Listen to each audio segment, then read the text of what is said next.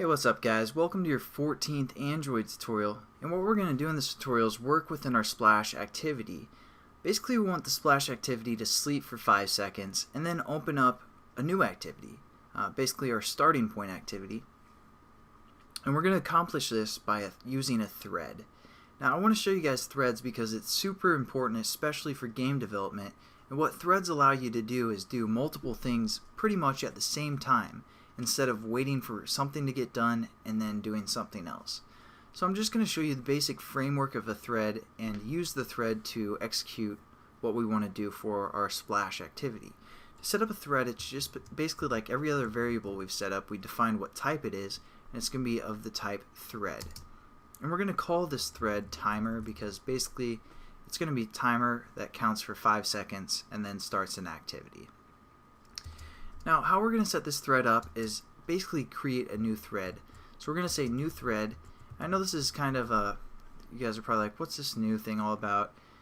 Just don't worry about that for now. It's kind of a Java thing, and we'll get into it later. For the most part, I don't want to explain what it's doing. Basically, it's just creating a new thread. Think of it like that. So just say a new thread with parentheses, and then we're going to hit an open bracket and hit enter. And before our code gets too sloppy, because we're going to have a lot of different brackets and a lot of different somewhat methods within this thread, we're going to finish off our thread definition for the most part with a semicolon, just so we don't forget later. Now what a thread is looking for is a method called run. So we need to set up this run method within our thread that we defined. So we're going to say public, again public is accessible to everyone for the most part, public void, meaning it's a method, and run with parentheses, and then we're going to set up a new pair of brackets. As you can see, the brackets are already getting kind of confusing, so I'm going to try and keep them all on the screen so you guys can make sure you're doing this right.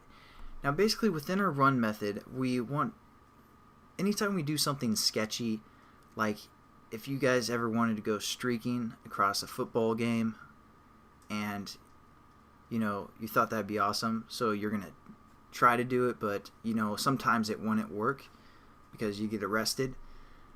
Anytime you do something sketchy in programming, you also have to use a try bracket. So we're gonna try to let our program do something for the most part, and that's what this is gonna do.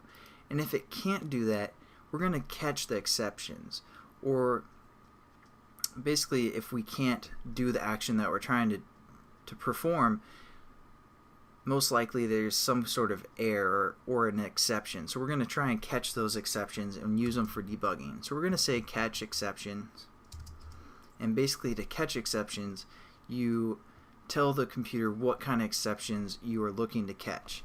And for this instance we're going to say interrupted error. Interrupted exception. What am I doing? That's the type of exception we're going to try to catch, and it's called E. Now within this basically this catch again is trying to catch these type of exceptions if they pop up. You guys don't really need to know what this exception is for the most part right now, as this is mainly for debugging. So again, put a new bracket right here, and we have to import interrupted exceptions, or actually it's giving us an error because we aren't trying to do anything, so there's no way there's going to be any exceptions. But that will go away in the next tutorial. And there's where we're going to try and catch those exceptions. And the last thing we can do is do a finally method. So there we go. Within our run class we have a try. We're going to try to do some methods or try to do something. If we can't do those methods, or something runs, if our application's running too slow for some reason, it's going to catch the exceptions, and we can use that for debugging. Like write a note to ourselves within here so we know which thread is going slow or not working properly. And then finally we can do this method after we've done that. After we've tried something, we can do something finally. And yeah, I don't know. It's pretty okay. Basically, yeah, this is our last little chunk of code that we can use if we want to try one last method after we've done whatever we tried in these brackets. So hopefully that's not too confusing. We're going to set up what we want this thread to do in the next tutorial. But after we set up our thread, it's still not going to do anything. So what we're going to do is we're going to use our thread variable called timer, and to start a thread you just use the method called thread, and this, or I'm sorry, called start.